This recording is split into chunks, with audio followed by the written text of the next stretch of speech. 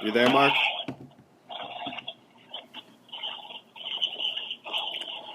Yeah, I'm here. So. We got Dwight Freeney going to the Atlanta Falcons.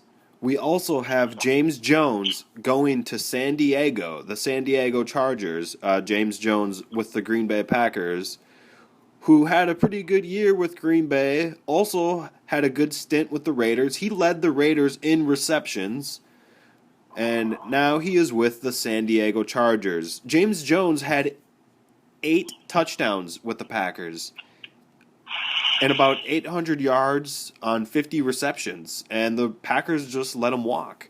Now he's with the San Diego Chargers. Me and Mark were agreeing that we think that we could see James Jones being dominant for the Chargers because all of their wide receivers just, aren't there when it matters. They're always getting injured and everything. Keenan Allen, he really needs to stick it out through a whole season.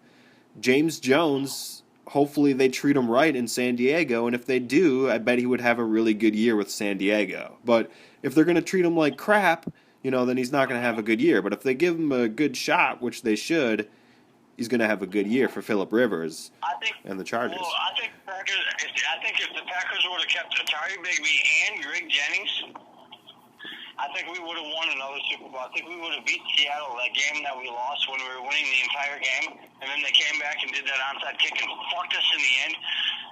I think we would have won that game if we had Greg Jennings and Atari Bigby. We definitely should have kept on to Atari Bigby. For those of you who don't know who Atari Bigby is or you haven't heard of him, he was with the Packers for their 2010 Super Bowl run, which they did win over the Steelers that year.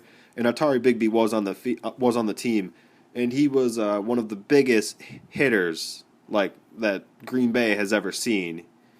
I've never seen a harder hitter on the team. He laid his body on the line, and he made it so fearful for the offensive line to go down and do a slant that he would just not even catch the ball just so he wouldn't even have to get hit.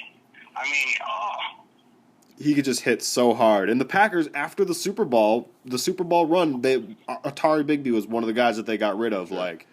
Greg Jennings also faded out kind of weird. Greg Jennings, he got signed by the Dolphins, and then they didn't play him.